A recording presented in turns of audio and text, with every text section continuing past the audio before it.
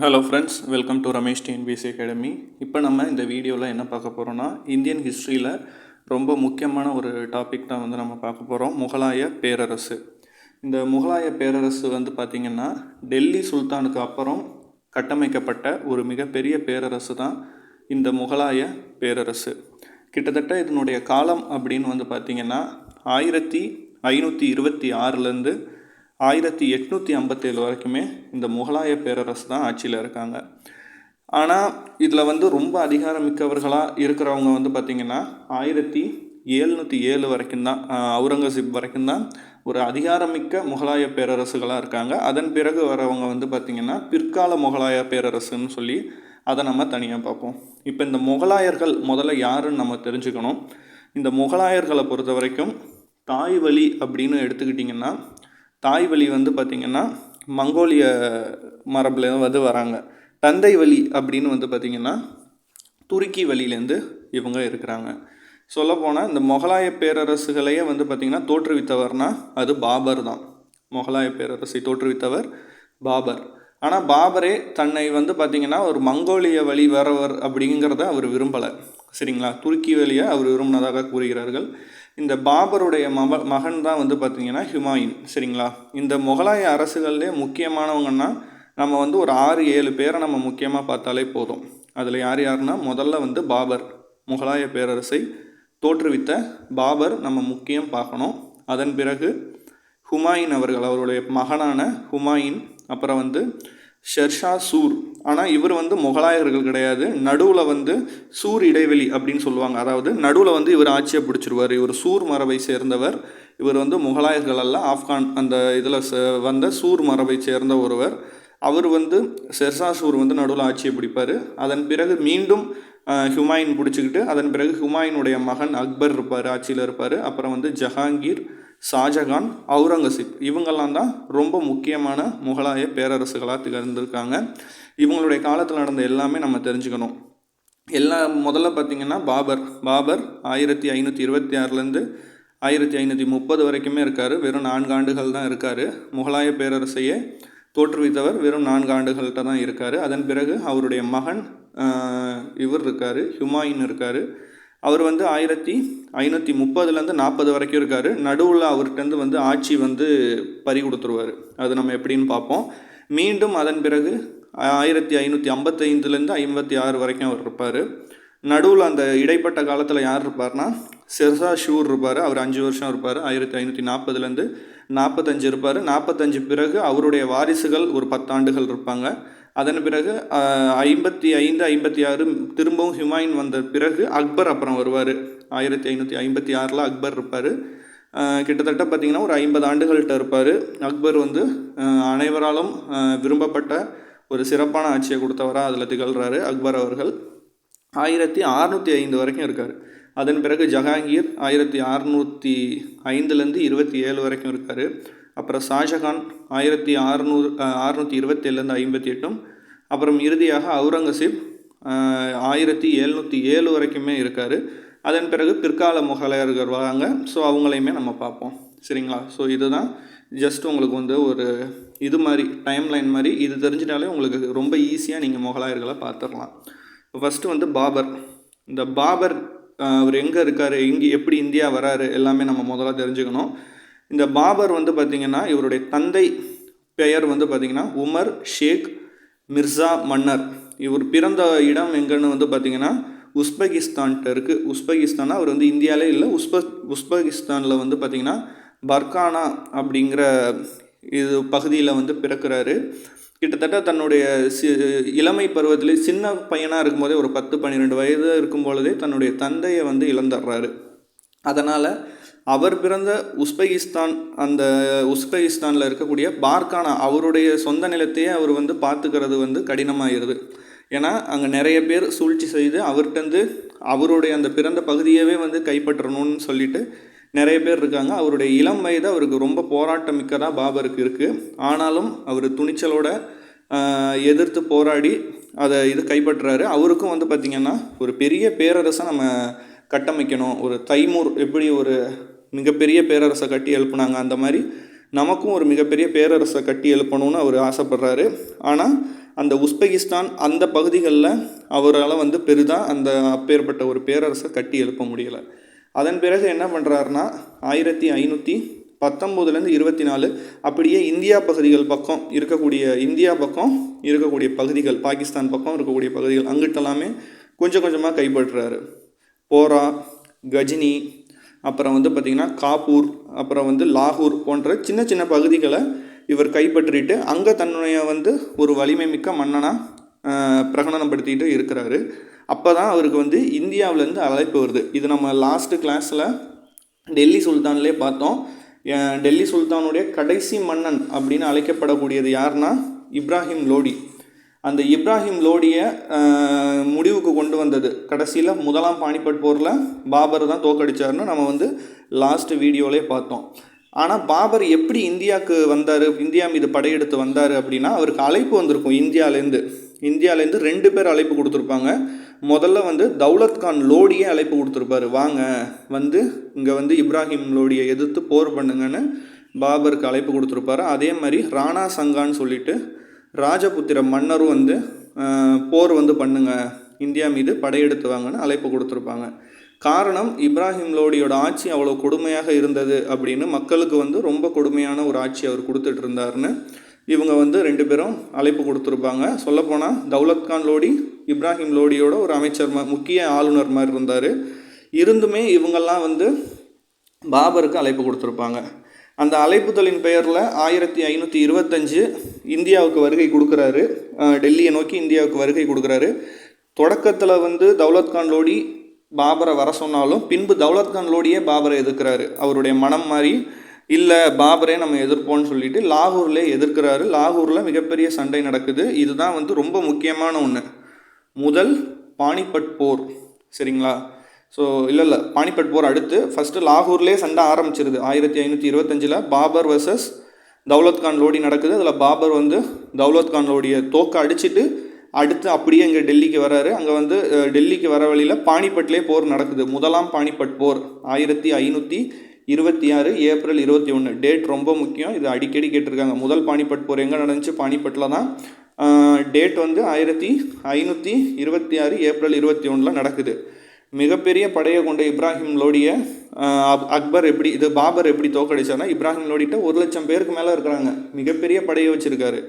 ஆனாலும் பாபர்கிட்ட வெறும் 12,000 பேர்கள் தான் இருக்குது. இருந்தும் அவர் போரில் ஜெயிக்க முக்கிய காரணம் அவர்கிட்ட கூடுதல் வலிமையாக இருந்தது பீரங்கி படை, ஆர்டிலரிஸ்ன்னு சொல்லுவாங்க. பீரங்கியை இந்தியாவிற்கு அறிமுகம் செய்தவர் யாருன்னா அது பாபர் தான்.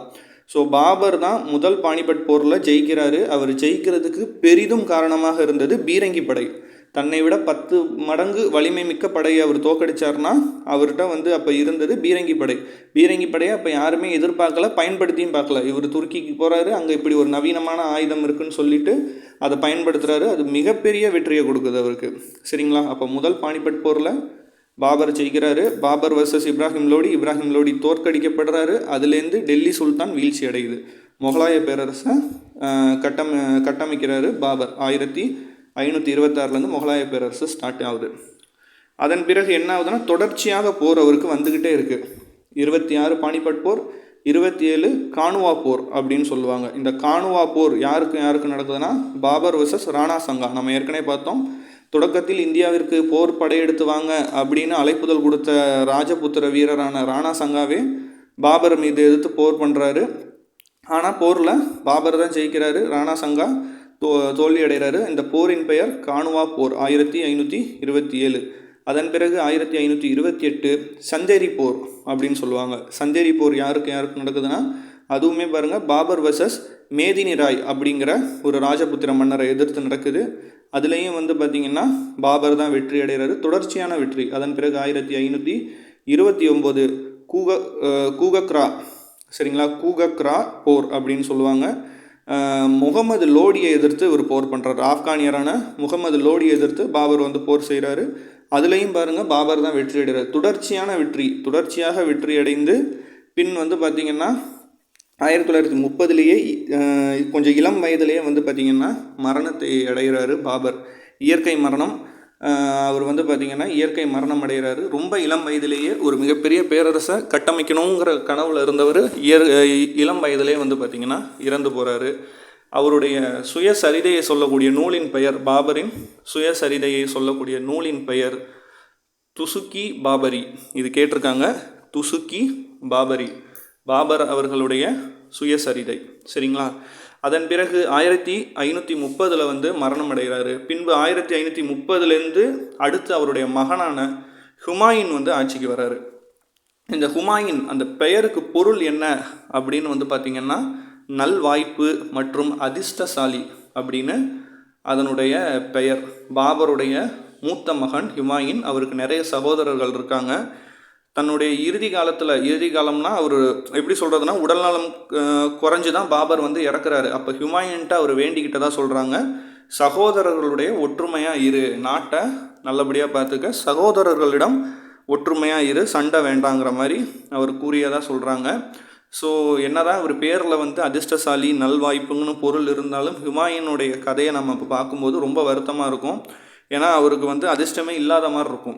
அவர் அவ்வளோ துன்பங்கள் பற்றுறது தான், நம்பி ஏமாந்துருப்பார், நிறைய துரோகங்களை சந்திச்சிருப்பார் நம்ம பார்ப்போம். இவர்களுடைய சகோதரர்களுக்கு இவர் என்ன செய்கிறாருன்னா, தன்னுடைய தந்தையின் வேண்டுதல், பாபரின் வேண்டுதலுக்கு இணங்க நாடை வந்து பெரிய பெரிய பகுதிகளாக பிரித்து கொடுக்குறாரு, தன்னுடைய சகோதரர்களுக்கே பிரித்து கொடுக்குறாரு.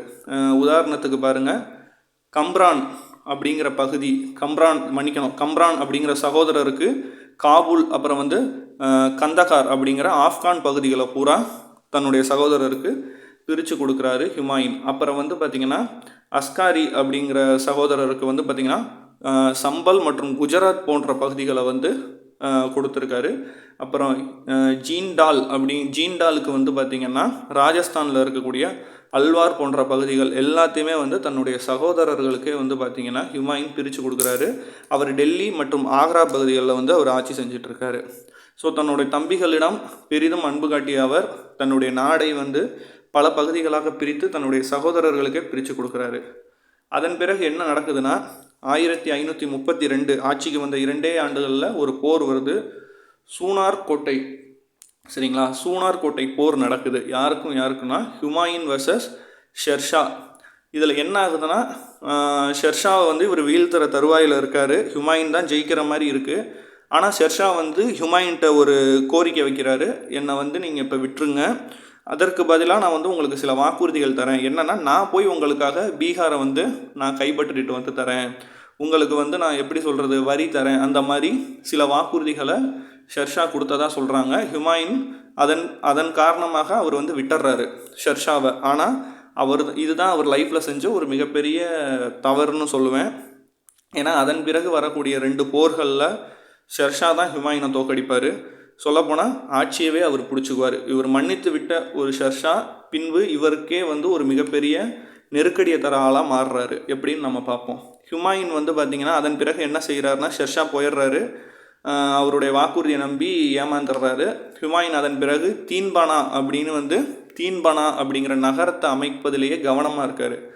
அந்த சமயம் என்ன நடக்குதுன்னா, தம்பிகள் வந்து பார்த்திங்கன்னா அண்ணன் ஹுமாயூனை நோக்கி கிளர்ச்சி செய்கிறாங்க. என்ன தான் இவர் நாட்டை வந்து தன்னுடைய தம்பிகளுக்கு பகிர்ந்து கொடுத்தாலுமே அந்த தம்பிகளுடைய கவனம் முழுக்க அந்த டெல்லி ஆக்ரா தலைமை இடத்தை நம்ம கைப்பற்றணும், அபகரிக்கணுங்கிற நோக்கத்திலே தம்பிகள் இருக்காங்க.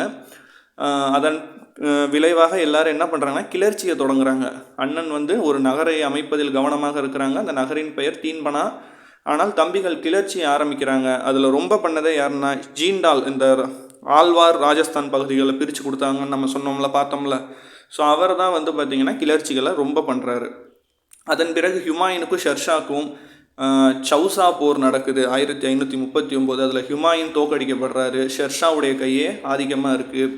அதன் பிறகு கன்னௌசி போர். இந்த கன்னௌசி போர் ரொம்ப முக்கியமானது. இதுலேயும் பாருங்கள், ஹுமாயூன் வர்சஸ் ஷெர்ஷா தான். 1540 39 ஒரு போர், 40 ஒரு போர். 2 போர்லையுமே ஷெர்ஷாவுடைய ஆதிக்கம் அதிகமாக இருக்குது. ஹுமாயூன் இதில் நாட்டை விட்டே உயிர் தப்பி ஓடுறாரு. நாட்டை விட்டே பாருங்கள், ஒரு முகலாய பேரரசோட ஒரு முக்கிய மன்னர் உயிர் தப்பி ஓடுறாரு. நாட்டை விட்டு உயிர் தப்பி ஓட்டம் எடுக்கிறாரு. பாரசீகம் என அழைக்கப்படும் ஈரான் பகுதிகளில் இருக்கக்கூடிய மன்னர்கிட்ட உதவி கேட்டு இங்கேருந்து உயிர் தப்பி ஓடுறாரு ஹுமாயூன். ஷெர்ஷா வந்து நாட்டை பிடிச்சிடுறாரு. ஸோ இதை தான் வந்து சூர் இடைவெளின்னு சொல்லுவாங்க. 1540 ஷெர்ஷா ஆட்சியை பிடிச்சிட்றாரு.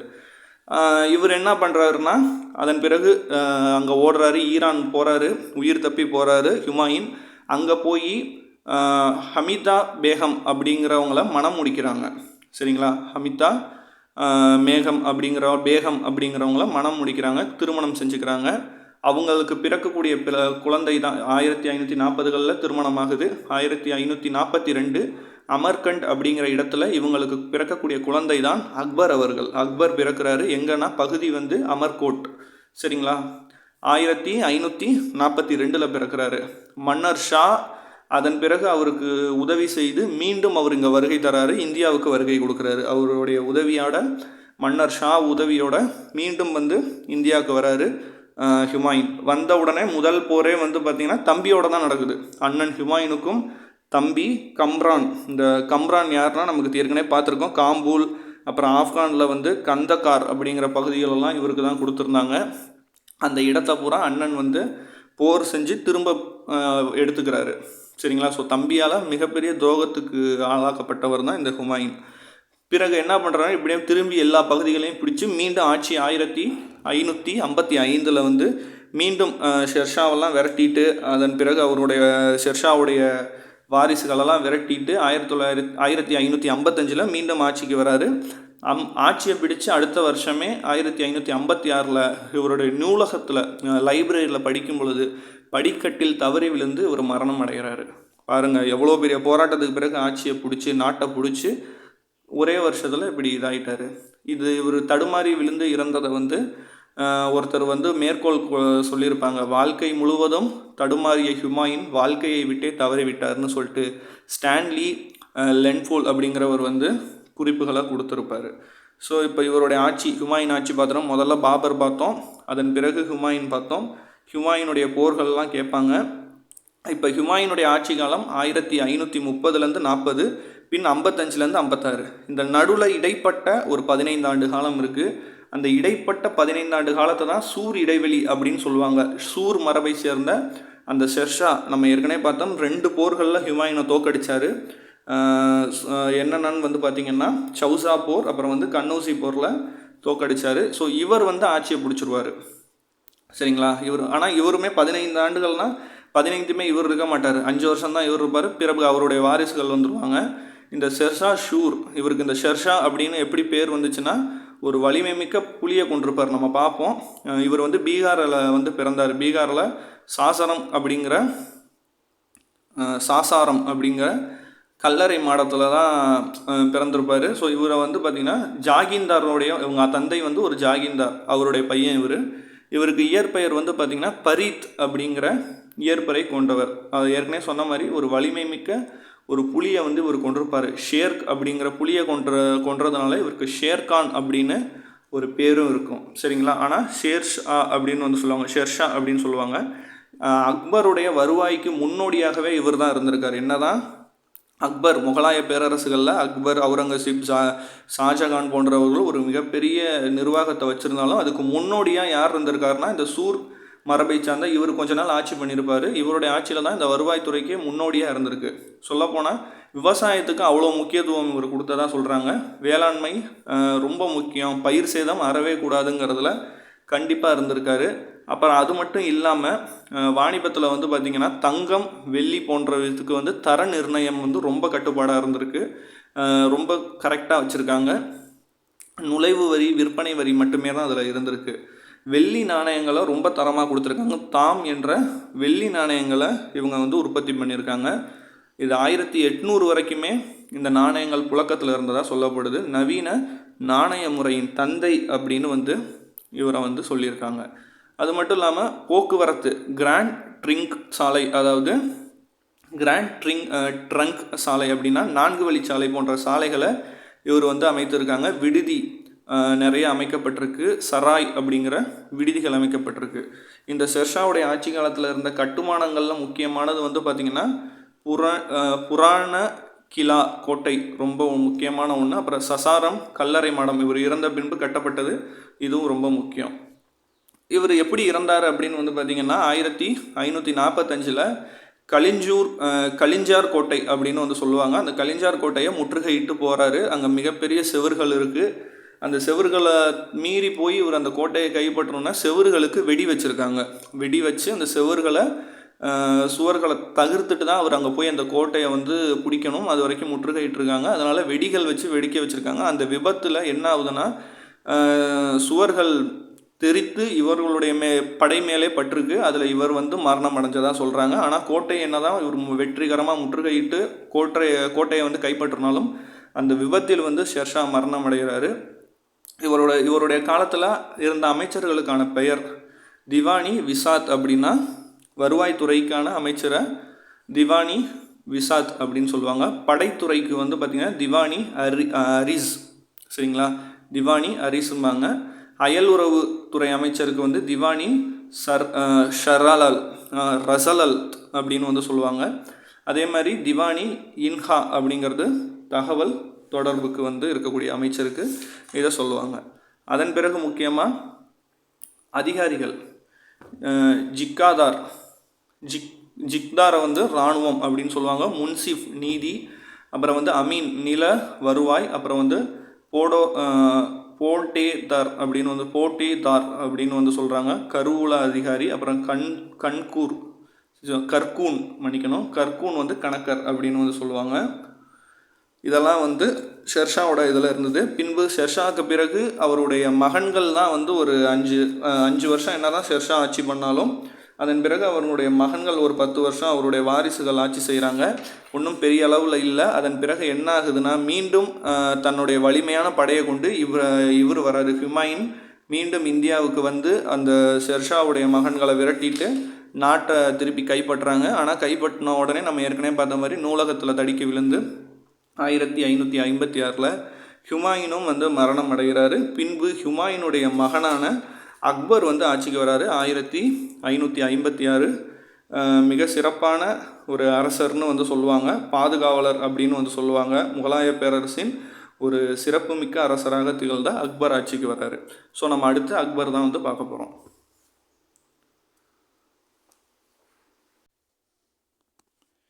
முகலாய பேரரசுகளில் நம்ம அடுத்து பார்க்க போகிறவர் வந்து பார்த்திங்கன்னா அக்பர், அதாவது ஹுமாயூன் அவர்களுடைய மகனான அக்பர் தான் வந்து நம்ம பார்க்க போகிறோம். ஏற்கனவே வந்து நம்ம அவங்க வம்சாவளியில் வந்து பாபர், ஹுமாயூன் பார்த்தோம். அப்புறம் நடுவில் வந்து அவங்க மரபை சார்ந்த அந்த ஷெர்ஷா சூரையும் பார்த்துட்டோம். அதன் பிறகு அவங்கள விரட்டிட்டு தான் வாரிசுகளை விரட்டிட்டு யார் சுல்தான் இதுக்கு வராரு, சுல்தான்கிறேன் முகலாய பேரரசுக்கு வராங்கன்னு வந்து பார்த்திங்கன்னா அக்பர் வராரு. இவர் வந்து பார்த்திங்கன்னா ஏறத்தாழ 50 ஆண்டுகள் வந்து இவர் வந்து அந்த ஆட்சியில் இருக்கார். 1556 வந்து இவர் பதவியில் ஏற்று 1605 வரைக்குமே இவர் வந்து முகலாய பேரரசை வந்து நிர்வாகம் செஞ்சுருக்காரு. இவருடைய முழு பெயர் ஜலாலுதீன் அக்பர், சரிங்களா, முழு பெயர் ஜலாலுதீன் அக்பர். இவர் வந்து பார்த்திங்கன்னா நம்ம ஏற்கனவே பார்த்துருந்தோம், ஹுமாயூன் பாக்கிலே பார்த்துருந்தோம். 1542 அமர்கோட் அப்படிங்கிற இடத்துல வந்து பார்த்திங்கன்னா பிறந்திருப்பார். அமர்கோட்டில் இவங்க ஷமிதா பேகம் அப்படிங்கிறவங்கள வந்து ஹுமாயூன் மனம் முடித்து இவர் வந்து பிறந்திருப்பார். அமர்கோட்டுங்கிற இடத்துல பிறந்திருப்பார்.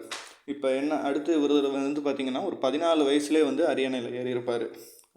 அந்த மரபினரை விரட்டிட்டு இவர் தன்னுடைய 14 வயசுலேயே வந்து அரியணை ஏறியிருப்பார். ஏன்னா மரபை விரட்டிட்டு வந்து அவங்க அப்பா ஹுமாயூன் வந்து 1 வருஷம்தான் வந்து ஆட்சியில் இருப்பார். நூலக படிக்கட்டில் தவறி விழுந்து மரணம் அடைஞ்சிருவார். அதன் பிறகு நிறைய பேர் வந்து கிளர்ச்சி பண்ண ஆரம்பிச்சிருவாங்க. கிளர்ச்சி பண்ணி எப்படியாவது அந்த அரியணையை வந்து பறிக்கணும்னு சொல்லி நிறைய கிளர்ச்சிகள்லாம் நடக்கும். சிறு வயதான 14 வயதிலேயே அக்பர் அரியணையில் ஏறி இருந்தாலும் அவருடைய பாதுகாவலராக அப்போ அவருக்கு பெரிதும் உதவியாக இருந்தது யாருன்னா பைரம் கான். அவர் வந்து ரொம்பவே வந்து அவருக்கு ஒரு கார்டியன் மாதிரி இருந்து அவர் வந்து நிர்வாகம் செஞ்சார். அதன் பிறகு ஒரு அரியணை ஏறின அந்த ஆண்டே வந்து ஒரு போர் நடக்கும். 2ஆம் பானிபட் போர் 1556 நடக்குது. 2ஆம் பானிபட் போர் நடக்குது. அது யார் வர்சஸ் யாருன்னா அக்பர் வர்சஸ் இவர். முதல் பானிபட் போர் நமக்கு தெரியும், தாத்தா காலத்தில் நடக்கும். பாபருக்கும் இப்ராஹிம் லோடிக்கும் நடக்கும். ஃபஸ்ட்டு வார 1526. 30 வருஷம் கழித்து 2வது பானிபட் போர் 1555 2ஆம் பானிபட் போர். பேரன் அக்பர் வர்சஸ் ஆப்கான் தளபதியான கிளர்ச்சி பண்ணக்கூடிய ஆப்கான் தளபதியான ஷமு அவர்கள் வந்து போர் பண்ணுவாங்க. போரில் முதல்ல தொடக்கத்தில் ஷமு பக்கமே சாதகமாக இருந்தாலும் இறுதியில் அக்பர் வந்து வெற்றி பெறுவார். அதன் பிறகு என்ன ஆகுது அப்படின்னு வந்து பார்த்திங்கன்னா, பைரம் கான் அவருடைய ஆதிக்கத்தை செலுத்தும் பட்சத்தில் பைரம் கானை கண்டிப்பார். அக்பரே வந்து தன்னுடைய பாதுகாவலரான பைரம் கானை வந்து கண்டிப்பார். இதில் வந்து சில குழப்பங்கள் கலகம்லாம் ஏற்பட்டதாக சொல்கிறாங்க. என்னதான் தன்னோட சிறு வயதில் அரியணை ஏறும்போது பாதுகாவலராக இருந்த பைரம் கானுக்கே வந்து பார்த்திங்கன்னா அக்பர் பிறகு கொஞ்சம் வளர்ந்த பிறகு கண்டிப்பு காட்டினதாக வந்து சொல்கிறாங்க. அதனால் என்ன சொல்கிறாங்கன்னா, ஒன்று பதவி விலகணும் அல்லது யாத்திரை செல்லுங்கிற மாதிரி பைரம் கானுக்கு வந்து பின்பு வந்து அக்பர் வந்து அறிவுறுத்துறாரு. அவர் வந்து இல்லை, நான் யாத்திரை செல்கிறேன், மெக்கா யாத்திரை செல்கிறேன்னு சொல்லிட்டு பைரம் கான் சொல்கிறாரு. மெக்கா யாத்திரை அவர் போகும்போது போகிற வழியிலே வந்து அவர் வந்து படுகொலை செய்யப்படுறாரு. யாருன்னா ஒரு ஆப்கான் வீரன், அதாவது தன்னுடைய தந்தையை இழந்த ஒரு ஆப்கான் வீரன் பைரம் கானை கொன்றதாக சொல்கிறாங்க. அவர் வந்து அந்த யாத்திரையை நிறைவு செய்யலை. அதன் பிறகு என்ன ஆகுதுன்னா, பைரம் கானுடைய மகன் அவர் வந்து பார்த்திங்கன்னா அப்துர் ரஹீம் அப்படிங்கிறவர். அவர் ஒரு மேதை. அவருக்கு வந்து ஒரு பட்டம் கொடுத்து அரியணையில் இது பண்ணுறாரு. அக்பர் வச்சுருக்காரு. காணன் அப்படிங்கிற பட்டம் கொடுத்து அவரை தன்னோட அரியணையிலேயே வச்சுருக்காரு. அதன் பிறகு இவருக்கு வந்து பார்த்திங்கன்னா என்ன ஆகும்னா, இன்னொரு இது இருக்கும் இவங்களுக்கு வந்து, அதாவது அக்பரை சிறு வயதில் வளர்த்தது வந்து பார்த்திங்கன்னா செவிலி தாயான மகம் அங்கா அப்படிங்கிற ஒரு செவிலி தாய் தான் வந்து அக்பரை வளர்த்துருப்பாங்க. அதன் பிறகு என்ன ஆகும்னா, இவர் கொஞ்ச காலம் வந்து அந்த செவிலி தாயோட பேச்சை கேட்டு ஆட்சி செய்ததாக சொல்கிறாங்க. அந்த காலத்தை வந்து அந்தப்புற அரசாங்க காலம் அப்படின்னு வந்து கூறியிருக்காங்க. ஏன்னா அவங்க வந்து ரூல் பண்ணுறது எதுக்காக இருக்கும் அப்படின்னா, தன்னுடைய மகனான ஆசம் கான், அந்த செவிலி தாய் வந்து தன்னுடைய மகனான ஆசம் கானை வந்து அப்படியாச்சும் இது பண்ணணும்னு சொல்லி இது பண்ணியிருப்பாங்க. அரியணையில் ஏற்றிடணும், எப்படியாச்சும் முகலாய பேரரசாகணும்னு அவங்க நினப்பாங்க. அந்த ஆசம் கான் அங்கே இருக்கக்கூடிய முக்கியஸ்தரான ஆகா கானை வந்து கொலை செஞ்சிருவார். சரிங்களா? இந்த செய்தி வந்து பார்த்திங்கன்னா அக்பர் காதுக்கு போனோன்னே அக்பரே வந்து ஆசம் கானை படுகொலை செய்வார். அதாவது கோட்டை மேலே இருந்து கீழே தூக்கி போட்டு கொல்லுவாங்க அப்படின்னு முதல் முறை போட்டிருப்பாங்க. உயிர் இருக்கும் பட்சத்தில் மீண்டும் தூக்கிட்டு போய் மேலே இருந்து போட்டு கொண்டிருப்பாங்க. அதன் பிறகு அந்த செவிலித்தாயும் மனநலம் இது பண்ணதாக சொன்னாங்க. ஸோ அவங்க அதோடு முடிஞ்சிடும். இதன் பிறகு தான் வந்து பார்த்திங்கன்னா ஃபுல் கண்ட்ரோலில் அக்பர் வந்து நிர்வாகத்தை எடுப்பார். யாரையும் சார்ந்து இல்லாமல் அவராகவே தனிச்சையாக நிறைய முடிவுகள் எடுப்பார். அதில் விஷயம் ராஜபுத்திர கொள்கை. ஏன்னா ஆரம்பத்துலேருந்தே நம்ம பார்க்குறோம், முகலாய பேரரசை அந்த ராஜபுத்திரர்கள் வந்து எதிர்த்துக்கிட்டே இருக்கிறாங்க.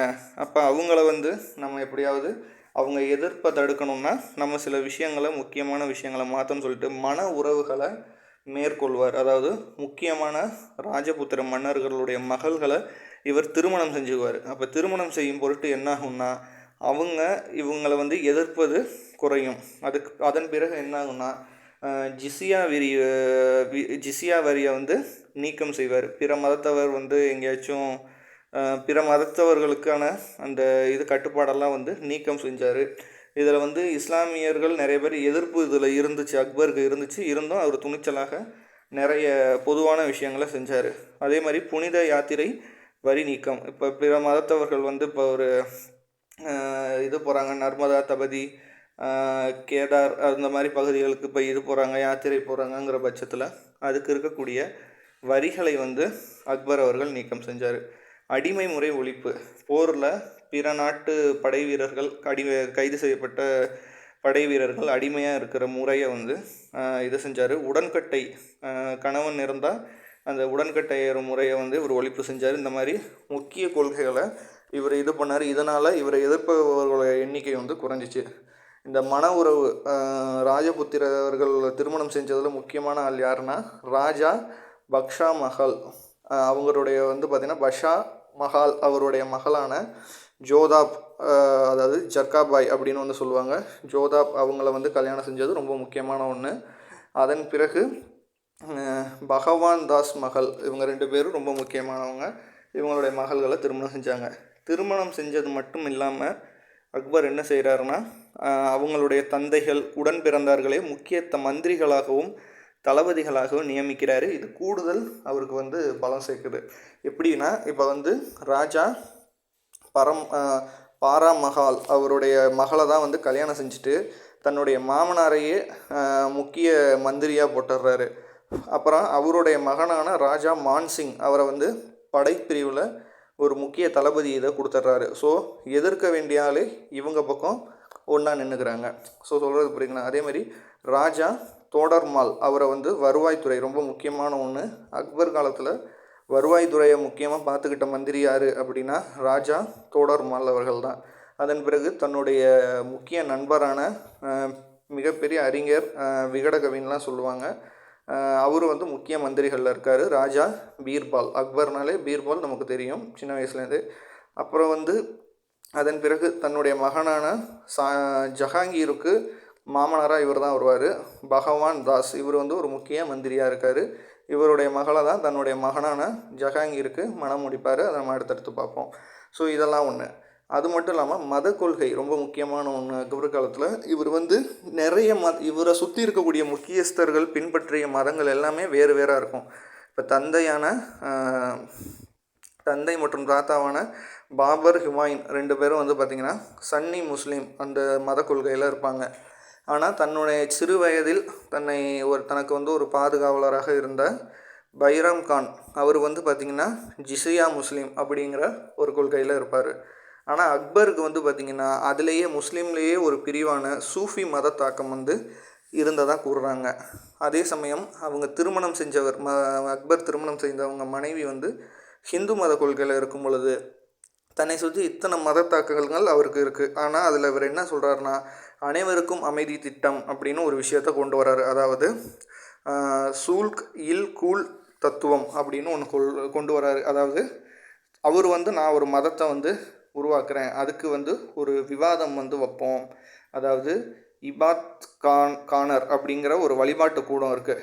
இபாத் கானர் அந்த இடத்துக்கு வந்து பிற மதத்தவர்களே முக்கியஸ்தர்கள். இப்போ உதாரணத்துக்கு சமணத்தில் வந்து பார்த்திங்கன்னா ஷீமா விஜய சூரி அப்படிங்கிறவர், ஹிந்து மதத்துக்கு புருஷோத்தம் தேவி அவங்கள வந்து கூப்பிட்ருக்காங்க. அப்புறம் சௌராஷ்டிகா அதுக்கு வந்து பார்த்திங்கன்னா மெகர்ஜி ராணா. அப்புறம் கிறிஸ்துவத்துக்கு வந்து பார்த்திங்கன்னா அக்வாவிவா மார்சட் அப்படிங்கிறவரெல்லாம் கூப்பிட்டு இவர் வந்து ஒரு விவாதம் மாதிரி வச்சுருக்காரு. விவாதம் மாதிரி வச்சு எல்லா மதத்தில் இருக்கக்கூடிய நல்ல விஷயங்களை வந்து நம்ம எடுக்கணும் அப்படின்னு சொல்லி எடுத்து இது பண்ணியிருக்காரு. இதை வந்து அக்பருக்கு வந்து கடுமையான எதிர்ப்புகள் வந்திருக்கு. ஒரு பிற மதத்து அறிஞர்களுக்கு முக்கியத்துவம் கொடுக்குறாருன்னு இவருக்கு கடுமையான எதிர்ப்புகள் வந்திருக்கு. அதன் பிறகு அக்பர் அவருடைய மதம் என்ன அப்படின்னு வந்து பார்த்திங்கன்னா தீன் இலாரின்னு சொல்லுவாங்க, அல்லது தௌஹி இலாரி அப்படின்னு வந்து சொல்லுவாங்க. தௌகி இலாரி அப்படின்னு சொல்லக்கூடிய ஒரு மதத்தை வந்து அவர் உருவாக்குறாரு. தௌகி இலாரி அப்படிங்கிற மதத்தை அவர் உருவாக்குறாரு. இதில் என்ன சொல்கிறாங்க அப்படின்னா, உண்மை தேடல், கடவுள் ஒருவனே, பகுத்தறிவு போன்ற விஷயங்களை வந்து இவர் இந்த மதத்தில் வந்து போதிக்கிறாரு. தீன் இலாரி தௌகி இலாரி அப்படின்னு இந்த மதத்தை வந்து சொல்லுவாங்க. இதில் வந்து என்னென்னா சூஃபி வகையை சேர்ந்தது தான். சீடர் வந்து நிறைய பேர் இருப்பாங்க, குரு ஆனால் ஒருத்தர் தான். இப்போ குருனா அதை வந்து பீர் அப்படின்னு வந்து சொல்லுவாங்க. பீர்னா குரு, ஒரே ஒருவர் இருப்பார், அது அக்பர். சீடர்களை வந்து முரி அப்படின்னு வந்து சொல்லுவாங்க. தொடக்கத்தில் இவர் வந்து யாரும் இந்த மதத்தை பின்பற்றணும்னு கட்டாயப்படுத்தலை. நிறைய பேர் வந்து இந்த மதத்தை பின்பற்றினதாக சொல்கிறாங்க. அக்பருடைய மரணத்துக்கு பிறகு ஒரு 15 பேர் இந்த மதத்தை வந்து பின்பற்றியதாக கூறுகிறாங்க. அப்புறம் இவருடைய ஆட்சி காலத்தில் தான் இந்த மன்சப்தாரி முறையை வந்து கொண்டு வந்தாங்க. மன்சப்தாரி முறைனா வீரர்கள் மற்றும் அதற்கான குதிரைகள், அவர்களுக்கான குதிரைகளை கொடுத்து ஒரு இடத்தை கொடுத்து அந்த இடத்துலையே நீங்கள் வருவாய் பெருக்கி அந்த வீரர்களையும் குதிரைகளையும் மேனேஜ் பண்ணிக்கணும் அப்படிங்கிற மாதிரி கொண்டு வந்தது தான் இந்த மன்சப்தாரி முறை. ஜாட் அப்படின்னா வீரர்கள், சாவர் அப்படின்னா குதிரைகள், சரிங்களா? ஸோ இந்த மன்சப்தாரி அக்பர் இதில் கொண்டு வந்தது. அது மட்டும் இல்லாமல் அக்பருடைய வருவாய் முறைகள் ஜப்தி, பந்தோபஸ்து, அது இன்னுமே நம்ம வழக்கத்தில் அந்த வார்த்தைகள்லாம் இருக்குது. தாகாசாலா, இப்போ ஜப்தினா வருவாய் கொடுக்க மறுத்துட்டிங்கன்னா அந்த இடத்த ஜப்தி பண்ணிடுவாங்க. பந்தோபஸ்த்னால் நீங்கள் வருவாய் கொடுத்துட்டிங்கன்னா அதுக்கு ஒரு பாதுகாப்பு ப்ரொடக்ஷன் தர மாதிரி பந்தோபஸ்து. தாகசாலா அப்படின்னா அது ஒரு முறை. இது மாதிரிலாம் வச்சுருந்துருக்காங்க. அதே மாதிரி நிலமுறைகளில் வந்து பார்த்திங்கன்னா விளைச்சலை பொறுத்து வரி போட்டிருக்காங்க. எத்தனை ஆண்டுகள் விளைச்சல் வருமோ அதுக்கு தகுந்த மாதிரி ஆண்டுக்கு ஒரு முறை விளைச்சல் வர்றது போலஜ் அப்படின்னு வந்து சொல்லுவாங்க. விளைச்சல் ஆண்டு ஒரு ஆண்டுக்கு ஒரு முறைனா போலஜ் அப்படின்னு, 2 ஆண்டுக்கு ஒரு முறை தான் பிரௌதி அப்படின்னு வந்து சொல்கிறாங்க. 3 அல்லது 4 ஆண்டுக்கு சர்ஜார் அப்படின்னு, அடுத்து பஞ்சார்னா 5 ஆண்டுக்கு ஒரு முறை தான் விளைச்சல்னு சொல்லிட்டு விளைச்சலின் ஆண்டுகளை பொறுத்து வரிகளை வந்து விதிச்சிருக்காங்க. அதன் பிறகு விவசாய வரி ஒப்பந்தத்துக்கு வந்து பார்த்திங்கன்னா குபிலியாத் அப்படின்னு வந்து சொல்லுவாங்க. குபிலியாத் அப்படின்னு வந்து சொல்லியிருக்காங்க. அதன் பிறகு 1505 அக்பர் அவர்கள் வந்து மரணம் அடைகிறாங்க. இவர் மரணம் அடையும் பொழுது சமகால பேரரசுகள் நிறைய இருந்திருக்காங்க. அதில் யார் யார் முக்கியமானதுன்னா எலிசபெத், அப்புறம் வந்து ஜேக்ஸ் அவர், அப்புறம் வந்து பார்த்திங்கன்னா ஃப்ரான்ஸை சேர்ந்த ஹென்ரி IV, அப்புறம் வந்து மகா அப்பாஸ் பாரசீகம், இவங்கெல்லாம் அக்பருடைய சமகாலத்து இதாக இருந்திருக்கிறாங்க. சரிங்களா? ஸோ இப்போ அக்பரை பொறுத்த வரைக்கும் நம்ம முக்கியமாக பார்க்க வேண்டிய விஷயங்கள் என்னென்ன, கொஸ்டின் பாயிண்ட் ஆஃப் வியூவில் என்னென்ன கேட்பாங்க அப்படின்னா, ஒரு பிறந்த இடம் சாமர்கண்ட், சாமர்கண்டுங்கிற பாருங்க, அமர்கோட்டில் வந்து பிறந்தார். சரிங்களா? அவருடைய பாதுகாவலர். 2ஆம் பானிபட் போர் எந்த ஆண்டு நடைபெற்றுச்சு அது வந்து கேட்பாங்க. 2ஆம் பானிபட் போர் அது வந்து பார்த்திங்கன்னா 1556 வந்து 2ஆம் பானிபட் போர் வந்து நடக்குது. சரிங்களா? அதன் பிறகு இதில் முக்கியமான இது எது கேட்பாங்கன்னா, ஜிர்சியா நீக்கம் செய்த முகலாய மன்னர் யாருன்னா அக்பர் வந்து ஜிசியா வரியை வந்து நீக்கம் செஞ்சுருக்காரு. இது ஒன்று கொஷின் பாயிண்ட் ஆஃப் வியூவில் கேட்பாங்க. அடுத்து வந்து அக்பருடைய வருவாய் மந்திரியாக இருந்தவர் யாருன்னா ராஜா தோடர்மால், ரொம்ப முக்கியமான ஒருத்தர். அப்புறம் வந்து இதில் முக்கியமான விஷயம்னா அனைவருக்கும் அமைதி திட்டம், அதாவது சுக்கல் ஈக்குல் அப்படிங்கிற தத்துவத்தை கொண்டு வந்தது யார் அப்படின்னு வந்து கேட்பாங்க. அப்புறம் அக்பரின் மதம், அதனுடைய பெயர், அக்பர் உருவாக்கிய மதம் அது வந்து தீன் இலாரி தௌகி இலாரி, இது வந்து அவர் கொண்டு வந்தார். சரிங்களா? மன்சப்தாரி முறையை கொண்டு வந்தவர். ஸோ இதெல்லாமே வந்து கொஷினில் கேட்பாங்க. சரிங்களா? ஸோ இதெல்லாம் பார்த்துங்க. அதன் பிறகு அக்பரின் மரணத்துக்கு பிறகு அக்பரின் மகனான ஜஹாங்கீர், சரிங்களா, அவர் வந்து ஆட்சிக்கு வராரு. இவர் வந்து பார்த்திங்கன்னா எப்படி சொல்கிறது, கொஞ்சம் பாவமாக இருக்கும் ஒரு கதையை பார்த்தா. இவர் வந்து 1605 27 வரைக்கும் தான் இருக்கார். அக்பருடைய மகன். இவரை வந்து பார்த்திங்கன்னா இயற்பெயர் வந்து பார்த்திங்கன்னா சலீம் அப்படின்னு வந்து சொல்லுவாங்க. இவருடைய மகன் வந்து பார்த்திங்கன்னா குஸ்ரு. நிறைய மகன்கள் இருப்பாங்க, அதில் குஸ்ரு ஒரு முக்கியமான மகன். அக்பரே வந்து நிறைய ஆண்டுகள் ஆட்சி செஞ்சிருவார். ஸோ இவருக்கே வந்து ஜஹாங்கீருக்கே வந்து ஒரு 40-45 வயதுகளில் தான் அரியணையே கிடைக்கும். ஆனால் அதுக்குள்ளே இவருடைய மகன்களான குஸ்ரு போன்றவர்கள் கிளர்ச்சி செஞ்சுருவாங்க. யாருக்குன்னா ஜஹாங்கீர். அவரை எதிர்த்தே வந்து கிளர்ச்சி செல்வாங்க. அதாவது தாத்தாவுக்கு அடுத்து பேரன் டக்குன்னு வந்துடுவார். பையன் ஆட்சிக்கு வரத்துக்குள்ளேயே பையனுக்கு வயசாகிடுது, பேரன்கள் இல்லை நாங்கள் ஆட்சிக்கு வந்துடுறோம்னு சொல்லிட்டு நிறைய பேர் கிளர்ச்சி பண்ணுவாங்க. அதில் முக்கியமான ஒருத்தர் குஸ்ரு கிளர்ச்சி. காரணம் என்னென்னா நிறையா இருக்கும், ஏஜ் இதுதான். ஸோ இது வந்து எப்படின்னா ஒரு அமைப்பே எப்படின்னா ஆதிக்கம் செலுத்தி யார் வேணாலும் அரியணை எடுத்துக்கலாங்கிற மாதிரி தான் இருக்கும். சரிங்களா? இவர் வந்து 5வது சீக்கிய குருவான அர்ஜுன் சிங்கை கொலை செய்து கிளர்ச்சியை அடக்கியதாக வந்து குறிப்புகள் இருக்குது. அதன் பிறகு என்ன ஆகுதுன்னா, இவருக்கு வந்து ஜஹாங்கீருக்கு ஒரு பட்டம் இருக்குது, நூருதீன் ஜஹாங்கீர் அப்படின்னு ஒரு பட்டத்தோடைய அரியணை வந்து ஏறுறாரு. அடுத்து இவருக்கு ஒரு முக்கியமான விஷயம் என்னென்னா, இவருக்கு ஒரு மிகப்பெரிய பின்னடைவாக இருந்தது. மாலிக் ஆம்பர் அப்படின்னு ஒருவர் தலைமையில் வந்து பார்த்திங்கன்னா அகமது நகர் வந்து சுதந்திரம் பெறுது. அவர் தனியாகவே அந்த அகமது நகரை வந்து பெரிதும் கட்டமைக்கிறாரு. அதனால் அவர் வந்து அந்த இடத்துக்கு அவர் தலைமையில் அந்த அகமது நகர் வந்து தானாகவே சுதந்திரம் பெற்றுக்குது. இவருக்கு வந்து இது ஒரு பெரிதும் பின்னடைவாக இருக்குது. அதே மாதிரி இன்னொன்று முக்கியமாக என்ன கேட்பாங்கன்னா, யாருடைய முகலாய ஆட்சி காலத்தில் ஆங்கிலேயர்கள் வருகை தந்தார்கள்னா ஜஹாங்கீரோட ஆட்சி காலத்தில் தான். 1608 முதலாம் ஜேம்ஸ், அப்புறம் வந்து பார்த்திங்கன்னா ஷாங்கின்ஸ் மாலுமி, அப்புறம் வந்து பார்த்திங்கன்னா 1516 வந்து சர் தாமஸ் ரோ, எல்லாருமே வந்து வந்திருப்பாங்க. சரிங்களா? அது மட்டும் இல்லாமல் சூரத் பகுதிகளில் வணிகம் செய்கிறதுக்கும் இவர் வந்து அனுமதி கொடுத்துருப்பாரு. இது ஒரு புறம் இருக்க, குஜராத்தில் வந்து பார்த்திங்கன்னா ராணா உதய் சிங் அவர் வந்து பார்த்திங்கன்னா கிளர்ச்சி செய்வார், போர் பண்ணுவார் இவர்களை எதிர்த்து. ஆனால் வந்து ஜஹாங்கீர் போக மாட்டார். அவர் தன்னுடைய ஒரு மகனான ஷாஜஹான்கிட்ட வந்து படையை கொடுத்து அதை வந்து எதிர்த்து போர் பண்ண சொல்லியிருப்பார். அதில் ஷாஜஹான் வெற்றி பெறுவார். ராணா உதய் சிங் வந்து அதில் தோல்வி அடைஞ்சிருவார். அப்புறம் வந்து இது 2 மட்டும்தான் ஜஹாங்கீருக்கு முக்கியமான போர், வேறு ஒன்றுமே இல்லை. ஜஹாங்கீரோட சரிதை எதுன்னு வந்து பார்த்திங்கன்னா துசுக்கி ஜஹாங்கீர், அதுதான் வந்து அவருடைய சுயசரிதை. இவர் வந்து பறவைகள் மேலும் தோட்டக்கலை மீதும் பெரிதும் ஆர்வம் கொண்டவராக இருக்கார். நம்ம பார்த்துருக்கோம், பறவைகளில் வந்து ஆர்னித்தாலஜி அப்படின்னு சொல்லுவாங்க, அது மேலேயும் தோட்டக்கலை மேலேயும் பெரிதும் ஆர்வக்கலை இருக்குது. நிறைய புத்தகங்கள் எழுதியிருக்காரு. அதில் வந்து பார்த்திங்கன்னா தன்னுடைய இந்த துசுக்கி ஜஹாங்கீரியில் வந்து பறவைகள் பற்றின பல குறிப்புகள் வந்து இடம்பெற்றிருக்கு அப்படின்னு வந்து சொல்லியிருக்காங்க. நீதி சங்கிலி முறை இது ரொம்ப முக்கியம். ஜாபர்ஜ் அப்படின்ற ஷாபர்ஜ் என்கின்ற நீதி சங்கிலி முறை இருந்துச்சு. அந்த சங்கிலியை இழுத்து நீதிமணி அடித்தா மன்னர் வந்து நீதி கொடுப்பாரு, சரிங்களா. அதன் பிறகு 1611 நூர்ஜஹான் மெஹருனிசா என்கின்ற நூர்ஜஹான் அவர்களை வந்து திருமணம் செஞ்சுக்கிறாரு. இவங்களை வந்து தான் லைட் ஆஃப் த வேர்ல்டு, உலகின் ஒளி அப்படின்னு வந்து இவங்களுக்கு வந்து ஒரு பட்டம் இருக்குது, சரிங்களா. இவங்களுக்கு வந்து பார்த்திங்கன்னா அந்த இவங்களுக்குன்னே ஒரு படையிலும் கிடையாது, ஆதரவு பிரிவுன்னு சொல்லுவாங்க. நூர்ஜஹான் ஆதரவு பிரிவு, ஜண்டா பிரிவு அப்படின்னு வந்து சொல்லுவாங்க. இந்த ஜண்டா பிரிவு என்ன பண்ணுன்னா நூர்ஜஹானுக்கு சப்போர்ட்டாக இருக்கக்கூடிய ஒரு டீம், ஒரு அமைப்பு, சரிங்களா. அந்த அமைச்சரவையில் ஒரு முக்கிய பிரிவு. இவங்களுடைய தந்தை பேர் வந்து பார்த்திங்கன்னா ஈன்மத் தௌலாத், அதுதான் வந்து இவங்க தந்தை பேர். சகோதரர் வந்து ஆசப் கான், சரிங்களா. ஆசப் கான் இ சமன்கிற பட்டம் வந்து இந்த ஆசப் கானுக்கு இருந்துச்சு. நூர்ஜஹான் என்ன திட்டம் போடுவாங்கன்னா, ஜஹாங்கீருக்கு அப்புறம் ஷாஜஹான் வந்து கிளர்ச்சி பண்ணிக்கிட்டு இருப்பார் அரியணை வேணும்னு. ஆனால் இவங்க என்ன திட்டம் போடுவாங்கன்னா, இவங்களுடைய ஒரு மருமகன் இருப்பாங்க, அவரை வந்து நம்ம எப்படியாவது அரண்மனையில் எப்படியாவது நம்ம வந்து அவரை வந்து முகலாய பேரரசு ஆக்கிடணும்னு நூர்ஜஹான் திட்டம் போடுவாங்க. நூர்ஜஹானுக்கும் ஷாஜஹானுக்கும் கடுமையான ஒரு இது போய்கிட்டு இருக்கும், ஒரு கோல்டு வார் மாதிரி போயிட்டுருக்கும். அந்த நேரத்தில் என்ன பண்ணுவாங்கன்னா, நம்ம ஷாஜஹான் என்ன பண்ணிடுவார் அப்படின்னு வந்து பார்த்திங்கன்னா, நம்மளோட இந்த ஆசப் கான் சொல்கிறேன்ல, நூர்ஜஹானோட சகோதரனா ஆசப் கானுக்கு ஒரு மகள் இருப்பாங்க, மும்தாஜ். இந்த ஆசப் கானுடைய மகள் தான் மும்தாஜ். அதாவது அஜ்மத் பானு பேகம் தான் அவங்களோட பேர்.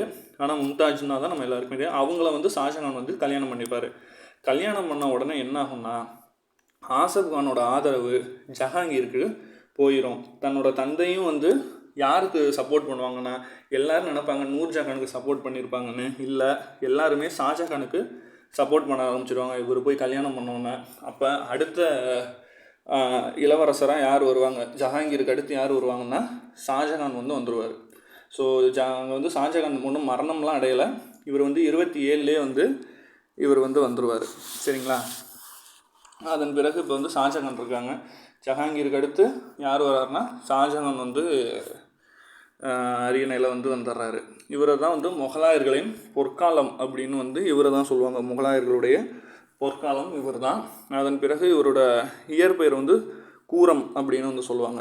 கட்டிடக்கலை இளவரசர் அப்படின்னு ஷாஜஹானை சொல்லுவாங்க. பொறியாளர், பேரரசன், உலகின் அரசன், இது ரொம்ப முக்கியம். உலகின் அரசன் கேட்பாங்க, உலகின் அரசன் இவரை சொல்லியிருக்காங்க. இது முக்கிய இது வந்து பார்த்திங்கன்னா ஈரான் மன்னர். நம்ம ஆரம்பத்தில் பார்த்துருப்போம், பாபரை பற்றி படிக்கும்போது ஷா மன்னர்கள் பார்த்துருப்போம்.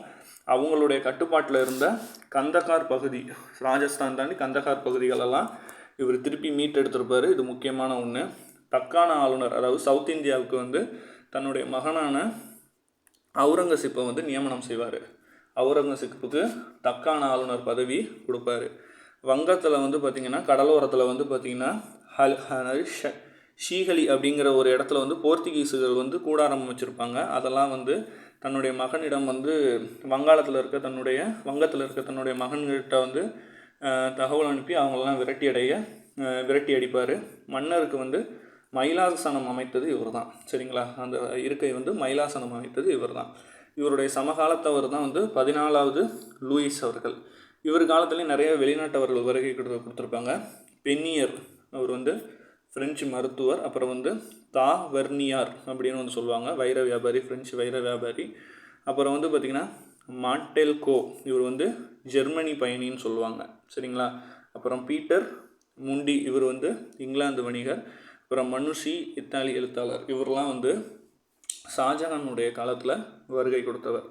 அதன் பிறகு நான் ஏற்கனவே சொன்ன மாதிரி 1631 மும்தாஜை வந்து திருமணம் செஞ்சுக்கிறாரு. அதன் அடுத்த ஆண்டே தாஜ்மஹால் கட்டக்கூடிய பணி வருது. 1632 2லேருந்து 1647 வரைக்கும் கிட்டத்தட்ட வந்து பார்த்திங்கன்னா 15 ஆண்டுகள் தாஜ்மஹால் பணி நடக்குது. 20,000 பேர்கள் வந்து அதில் வேலை பார்த்ததா சொல்கிறாங்க. அந்த தாஜ்மஹால் கட்டக்கூடிய கட்டிடக்கலைக்கு வந்து இந்தோ பாரசீக முஸ்லீம் கட்டிடக்கலை அப்படின்னு வந்து சொல்லுவாங்க. அந்த கட்டிடக்கலை வல்லுநராக இருந்தது உஸ்தாத் ஷீமத் அகமது லாகோவரி அப்படிங்கிறவங்க இருந்தாங்க. ஸோ இது ஒரு பக்கம் இருக்க, இவர்களுக்கு நிறைய மகன்கள் வந்து இருந்தாங்க. மகன்கள் வந்து அடுத்து நான் அரியணையில் ஏறணும்னு தந்தை உயிரோடு இருக்கும்போதே கிளர்ச்சி செய்ய ஆரம்பிக்கிறாங்க. அதில் முக்கியஸ்தர்கள்னால் இவங்க ஒரு 4 பேரை பார்த்தாங்க. தாரா ஷிகோ, இவர் வந்து பட்டத்து இளவரசன்னு அறிவிச்சிருந்தார். இவர் தான் அடுத்து அரியணையில் இருக்கிறதா இருந்துச்சு, தத்துவ இளவரசன்னு இவரை சொல்லுவாங்க. அப்புறம் வந்து ஷீஜா வங்காள ஆளுநராக இருந்தார். அவுரங்கசீப் தக்கான ஆளுநர், சவுத் இந்தியா சைடு இருந்தவர், இவர் தான் 3rd சன்னு. அப்புறம் முரத் பக்ஷ், இவர் வந்து குஜராத் ஆளுநராக இருந்தார். எல்லாரும் பட்டத்து இளவரசன் தான் அடுத்து வருவாங்கன்னு இருக்கும்போது அவுரங்கசீப் கிளர்ச்சியில் வெற்றியடைந்து அவர் வந்து 1657 வந்து பதவிக்கு வந்துடுவார். ஆனால் வந்த உடனே தன்னுடைய தந்தையை வந்து தாஜ்மஹால் கட்டிட வேலை நடக்கும் பொழுது அதற்கு எதிரே வந்து ஒரு சின்ன இது மாதிரி அரேஞ்ச் பண்ணி அங்கேயே வந்து அடைச்சி சிறையில் அடைச்சிருப்பார். தன்னுடைய மகள் தான் வந்து இறுதி காலம் வரைக்கும் அவங்களுக்கு உணவு கொடுத்து ஷாஜகானை பார்த்துக்கிட்டு தான் சொல்லுவாங்க. அவுரங்கசீப் வந்து பார்த்திங்கன்னா அதன் பிறகு அவர் தான் வருவார். அவுரங்கசீப் தான் அடுத்து ஆட்சிக்கு வராரு. அதுக்கு முன்னாடி வரைக்கும் தந்தை வந்து கிட்டத்தட்ட ஒரு 11 ஆண்டுகள் கிட்ட சிறையில் இருப்பார். 1666 இவர் ஷாஜகான் சிறையிலேயே மரணம் அடைகிறாரு. ஸோ அடுத்து வந்து நம்ம அவுரங்கசீப் பார்ப்போம்.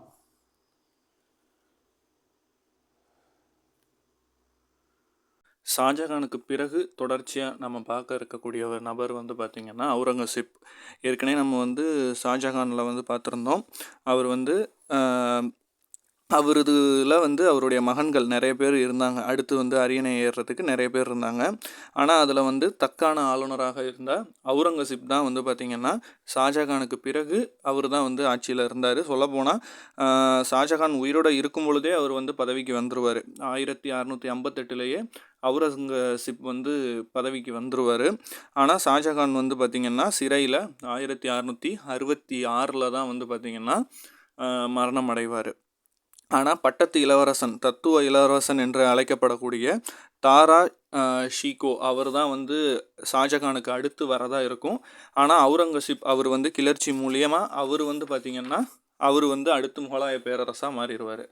இந்த அவுரங்கசீப் அவருடைய இயற்பெயர் என்ன அப்படி இருந்துச்சு அப்படின்னு வந்து பார்த்திங்கன்னா ஆலம்கீர் அப்படிங்கிறது தான் அவருடைய இயற்பெயராக இருந்துச்சு.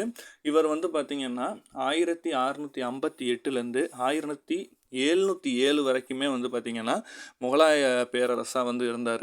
கிட்டத்தட்ட வந்து பார்த்திங்கன்னா 49 ஆண்டு காலம், ரவுண்டாக 50 வருஷத்துக்கிட்ட இவருமே வந்து பார்த்திங்கன்னா ஒரு மிகப்பெரிய பேரரசாக இருந்திருக்காரு. இவருதுலேயுமே வந்து நிறைய நிறை குறைகள் இவருடைய ஆட்சியிலையுமே இருந்திருக்கு. இவருடைய இயற்பெயர் ஆலம்கீர். அப்புறம் வந்து பார்த்திங்கன்னா ஜிர்தா பீர் அப்படின்னு வந்து சொல்லுவாங்க.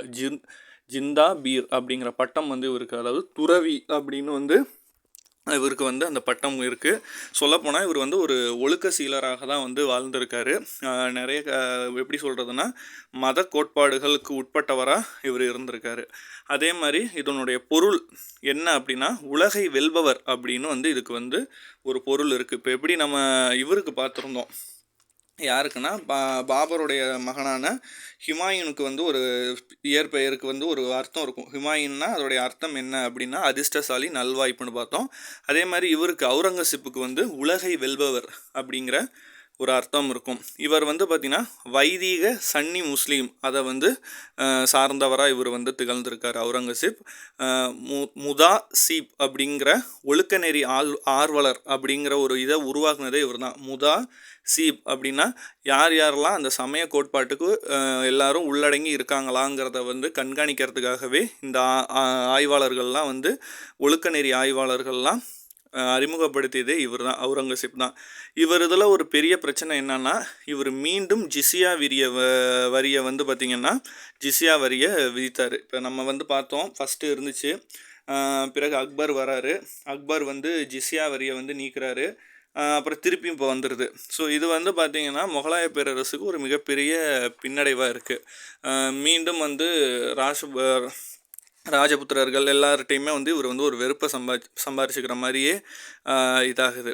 அதே மாதிரி வந்து தரோகா தர்ஷன் தடை அப்படிங்கிறத கொண்டு வந்தது யார் அப்படின்னு வந்து பார்த்திங்கன்னா அவுரங்கசீப் அவர்கள் தான். இது என்ன தரோகா தர்ஷன் அப்படின்னு வந்து பார்த்திங்கன்னா அந்த காலத்திலலாம் இந்த பேரரசுகள்கிட்ட இருந்த ஒரு பழக்கம் இது. என்னென்னா கோட்டை மேலே இருந்து கீழே மக்கள்கள்லாம் நிற்க வச்சு இந்த பொற்காசுகளெல்லாம் அள்ளி வீசுவாங்க. அதை வந்து கீழே இருக்க மக்கள் அதை வந்து போட்டி போட்டு எடுத்துக்குவாங்க. அதில் வந்து நிறைய விபத்துக்களும் வரும். ஸோ இது வந்து ரொம்ப ஒரு ஆடம்பரமாக இருக்குது. மன்னருங்கிறவங்க ரொம்ப ஆடம்பரமாக இருக்கக்கூடாது அப்படின்னு சொல்லிட்டு இவர் தான் கொண்டு வந்தார். அவுரங்கசீப் தான் வந்து பார்த்திங்கன்னா தரோகா தர்ஷன் தடை அப்படின்னு சொல்லிட்டு அந்த பழக்கத்துக்கு தடை விதித்தவர் இவர் தான். அதே மாதிரி மத கொள்கைகளை ரொம்ப கடுமையாக வந்து இவர் வந்து விதிச்சிருந்தார். நம்ம ஏற்கனவே பார்த்தோம், ஜிஷ்யா வரியை வந்து மீண்டும் கொண்டு வந்தார். இவர் ஆட்சியில் இருந்த இந்த 50 ஆண்டு காலங்களில் வந்து பார்த்திங்கன்னா இவருடைய கவனம் ஃபஸ்ட் ஆஃப் பூரா எப்படி இருப்பார் அப்படின்னு வந்து பார்த்திங்கன்னா வட இந்தியா மேலே கவனம் இருக்கும். ஆனால் இவருடைய கடைசி காலமான 25 ஆண்டு காலமும் வந்து பார்த்திங்கன்னா சவுத் இந்தியா பக்கம் தான் இவரோட ஃபோக்கஸ் இருக்கும். அதுலேயும் குறிப்பாக டெக்கான் பிளாட்டியூ தக்கான பகுதியோடைய இதாக தான் இருக்கும். இவர் கவனம் முழுக்க தக்கான பகுதிகள் மேலே தான் இருக்கும். என்ன பண்ணுவார்னா அங்கே கிளர்ச்சிகள் ஈடுபடக்கூடிய பகுதிகளுக்கெல்லாம் சென்று போர் செஞ்சு அவங்கள அடக்குவார். ஸோ இதை அவர் பெருமையாக நினச்சாலும் சின்ன சின்ன அரசர்கள்ட்ட போரிட்டு ஜெயிக்கிறதுக்கே வந்து இவர் நிறைய செலவுகள் செஞ்சுக்கிட்டே இருப்பார். அதனாலேயே இவருக்கு வந்து எப்படி சொல்கிறதுனா இந்த தக்கான பீடபூமியை பிடிக்கிறதுக்கு இவருக்கு வந்து நிறைய பேர் சொல்லியிருப்பாங்க. அவருக்கு ஒரு புற்றுநோய் மாதிரி ஆயிடுச்சு. சின்ன சின்ன மன்னர்களை அதிக செலவு பண்ணி கொள்வது வந்து அவருக்கு ஒரு புற்றுநோய் மாதிரி ஆயிடுச்சுன்னு சொல்லிட்டு கடைசி 25 காலமும் இந்த சிறு சிறு மன்னர்களுக்காகவே நிறைய செலவு செஞ்சவர் இவர் தான். கருவூலமே காலியாகிற அளவுக்கு இவர் போர் செஞ்சுருக்காரு அப்படிங்கிறதையும் சொல்லுவாங்க அவுரங்கசீப்புக்கு. இதுவும் வந்து அவருக்கு ஒரு பெரும் பின்னடைவாக இருந்துச்சு. மத கொள்கை எப்படி ஒரு பின்னடைவாக இருந்ததோ அதே மாதிரி இறுதி காலகட்டத்தில் சிறு மன்னர்களுக்காக இவர் செலவு செஞ்சது வந்து போரிட்டு செலவு செஞ்சது மிகப்பெரிய பின்னடைவாக வந்து கருதப்பட்டுச்சு. அது மட்டும் இல்லாமல் நிறைய கிளர்ச்சிகள் இவருடைய காலத்தில் வந்து உருவாகிட்டே இருந்துச்சு. உதாரணத்துக்கு வந்து பார்த்திங்கன்னா ஜாட் கிளர்ச்சி. இந்த ஜாட் கிளர்ச்சி எங்கன்னா மதுரா பகுதிகளை சுற்றி கிளர்ச்சி இருந்துச்சு. அடுத்து வந்து சத்னாமியம் அந்த கிளர்ச்சிகள் வந்து ஹரியானா பகுதிகளில் இருந்துச்சு. அப்புறம் வந்து சீக்கியர்களுடைய கிளர்ச்சி. இந்த சீக்கியர்கள் கிளர்ச்சி ரொம்ப முக்கியமான ஒன்று. இந்த சீக்கியர் கிளர்ச்சி நம்ம ஏற்கனவே பார்த்துருந்தோம். எங்கன்னா ஷாஜகான் இதில் பார்க்கும்போதே நம்ம சொல்லியிருந்தோம்ல, தத்துவ இளவரசன் அவர் தான் பட்டத்து இளவரசன்னு சொல்லக்கூடிய தாரா ஷீகோ அவர் தான் வந்து அரியணைக்கு அடுத்து வரதா இருந்துச்சு. ஆனால் இவர் வந்து வந்துடுவார், அவுரங்கசீப் வந்து வந்துடுவார், கிளர்ச்சி பண்ணி வந்துடுவார். ஸோ அவருடைய ஆதரவாளர்கள் எல்லாமே பஞ்சாப் பகுதிகளில் இருந்தவங்க இந்த கிளர்ச்சிகளெல்லாம் இது பண்ணாங்க அப்படிங்கிறதெல்லாம். ஸோ அவங்க எல்லாரையுமே அந்த கிளர்ச்சி மொத்தத்தையுமே வந்து அவுரங்கசீப் தான் வந்து கட்டுக்கு கொண்டு வந்திருப்பார். ஆனால் நிறைய கிளர்ச்சிகள் இருந்துச்சு. அது மட்டும் இல்லாமல் இவர் வந்து நடுவில் நடந்த விஷயம் என்னென்னா தன்னுடைய மகனை அமைச்சு கூட கிளர்ச்சிகளை அடக்க சொல்லியிருப்பார். ஏன்னா ராஜபுத்திரர்கள்லாம் அந்த கிளர்ச்சிகள்லாம் அடக்குன்னு சொல்லி இவருடைய மகன் பெயர் அக்பர். சரிங்களா? அக்பர்கிட்டையுமே வந்து படைகளை கொடுத்து போய் கிளர்ச்சிகளை அடக்கும்பாங்க. ஆனால் அவர் கடைசியில் என்ன ஆவார்னா அவர் ராஜபுத்திரர்களோடு சேர்ந்துக்கிட்டு அவுரங்கசீப்பையே வந்து எதிர்ப்பார். ஸோ அதெல்லாமே நடந்திருக்கு. அதே மாதிரி 9வது மத குருவான தேஜ் பகதூர் அவரை வந்து படுகொலை செஞ்சுருப்பாங்க. இதெல்லாமே முக்கியமான ஒன்று. அடுத்து வந்து என்ன நடக்குதுன்னா முக்கியமான ஒரு போர் எதுனா அவுரங்கசீப் வர்சஸ் அடில் ஷா. இந்த அடில் ஷாக்கும் அவுரங்கசீப்புக்கும் தான் போர் நடக்குது. எங்கன்னா அகமது நகர்லாம் நடக்கும். சரிங்களா? அகமது நகரில் போர் நடக்கும். அந்த போரில் வழக்கம் போல் அவுரங்கசீப் தான் ஜெயிப்பார். அடில் ஷா வந்து தோல்வி அடைஞ்சிருவார். அங்கே வந்து ஒரு முக்கியமான இதில் என்ன முக்கியமான விஷயம்னா அங்கே வந்து ஒரு குவிமாடம் இருக்குது. அதுதான் வந்து பார்த்திங்கன்னா உலகிலே 2வது பெரிய குவிமாடம்னு சொல்லக்கூடியது. அதாவது கும்பல் அப்படின்னு சொல்லுவாங்க. அதை வந்து கைப்பற்றுறாரு. அங்கே வந்து பார்த்திங்கன்னா அங்கே ஒரு மசூதி இருக்குது, சாம்பல் மசூதி, அடர் சாம்பல் மசூதியாக இருக்கும் அது. சரிங்களா? கோல்கும்பல் அப்படின்னு சொல்லக்கூடிய 2வது பெரிய குவிமாடம். அப்போ முதல்து எதுன்னு வந்து பார்த்திங்கன்னா உலகின் முதல் மிகப்பெரிய குவிமாடமாக இருக்கிறது புனித பீட்டர் சர்ச் ரோம், அதுதான். ஸோ இந்த 2வது மிகப்பெரிய குவிமாடத்தை கைப்பற்றியது யாருன்னா அவுரங்கசீப் தான். சரிங்களா? ஸோ இது முக்கியமானது. இதன் பிறகு யார் வருவாங்கன்னா சிவாஜி வந்துடுவார். மராத்தியர்களுடைய இது வந்துடும். ஏன்னா அவங்க தான் அதுக்கப்புறம் தான் கடைசி 25 ஆண்டு அவுரங்கசீப் வந்து பார்த்திங்கன்னா சவுத் இந்தியாவில் தான் இந்த சைடு தான் அவருடைய ஃபோக்கஸ் இருக்கும். ஸோ இனிமேல் தான் மராத்தியர்களுடைய வருகை நம்ம பார்ப்போம். ஸோ முகலாயர்களுக்கு அடுத்து மராத்தியர்கள் வந்துடுவாங்க. ஃபஸ்ட்டு வந்து நம்ம எப்படி இது பார்த்தோம், டெல்லி சுல்தானியம் பார்த்தோம். அதன் பிறகு எண்ட் ஆஃப் த இதுக்கு வரும்போது முகலாயர்கள் வந்துட்டாங்க. இப்போ இவங்களுக்கு போகும்போது அடுத்து இவங்க வந்துடுவாங்க, மராத்தியர்கள் வர ஆரம்பிச்சிடுவாங்க. சொல்லப்போனால் பிற்கால முகலாயர்களில் பிரிட்டிஷ் ஒரு பிரச்சனை வருது, பிரிட்டிஷ்டேருந்து பிரச்சனை வருதுன்னா அதை காப்பாற்றுறதே முகலாயர்களை காப்பாற்றுறதுக்கு மராத்தியர்கள் தான் போவாங்க. அதையுமே நம்ம பார்ப்போம். ஸோ இப்போ வந்து பார்த்திங்கன்னா அடுத்து வந்து சத்ரபதி சிவாஜியோட ஒரு பெரிய இதாகுது. தன்னுடைய தளபதியான செயின்ஸ்டா கான் அவரை வந்து பார்த்திங்கன்னா அனுப்பி வைக்கிறாரு. அதில் வந்து பார்த்திங்கன்னா சிவாஜி வெற்றி பெற்றுறாரு. அவுரங்கசீப் தலைமையிலான படை தொகுது. சிவாஜி இவரை வந்து மலை எலிம்பாங்க. மலை எலின்னு சொல்ல காரணம், கொரில்லா முறையை வந்து இவர் பயன்படுத்துவார், மலைகள்லேருந்து தாக்குவார். ஸோ இவரை வந்து மலை எலி அப்படின்னு வந்து சிவாஜியை சொல்லுவாங்க. நம்ம மராத்தியர்களை பார்க்கும்போது சிவாஜியை பற்றி நம்ம இன்னும் டீட்டெயிலாக பார்ப்போம். அதன் பிறகு யாரை அமுச்சு வைக்கிறாங்க, ஃபஸ்ட்டு வந்து தளபதி ஜெயின்ஸ்டா கான் அவர் போய் சிவாஜிகிட்ட தோல்வி அடைகிறாரு.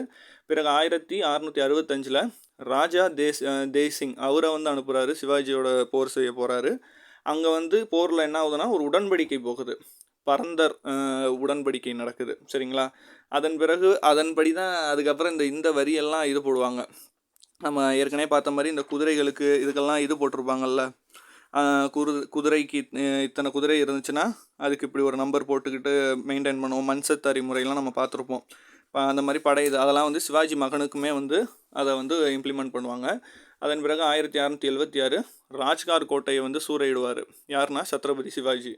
அதன் பிறகு அவர் அங்கே திருப்பி கைது பண்ணிடுவாங்க. கைது பண்ணி 1680 அவர் சிவாஜி மரணமடைவார். அடுத்து வந்து இதுதான் முக்கியமாக கடைசி இதில் வந்து அவுரங்கசீப்புக்கு பெரிய குறிப்புகள் இல்லை. அதன் பிறகு 1707 அவுரங்கசீப்பும் மரணம் அடைஞ்சிருவார். சொல்லப்போனால் அவுரங்கசீப் தான் கடைசி ஒரு எப்படி சொல்கிறதுனா ஒரு ரொம்ப பவர்ஃபுல்லான முகலாயர்கள் இது வரைக்கும் தான் இருந்தாங்க. அதன் பிறகு முகலாய சாம்ராஜ்யம் சுருங்க ஆரம்பிச்சிருச்சு. காரணம், நிறைய சுற்றி இருக்கக்கூடிய எல்லா மன்னர்கள்ட்டையுமே சிற்றரசர்கள்ட்டையுமே பகைமைகளை நிறைய சம்பாரிச்சிட்டாங்க.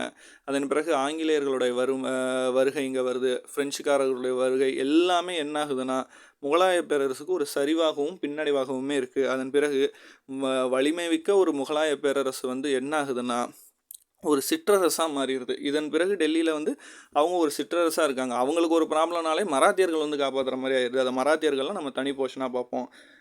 அப்புறம் முக்கியமாக 10வது குருவான இவர் கோவிந்த் சிங் அவருடைய படைப்பிரிவு, அவங்க கிளர்ச்சியில் ஈடுபடுவாங்க. அதை வந்து கால்சா படைப்பிரிவுன்னு வந்து சொல்லுவாங்க.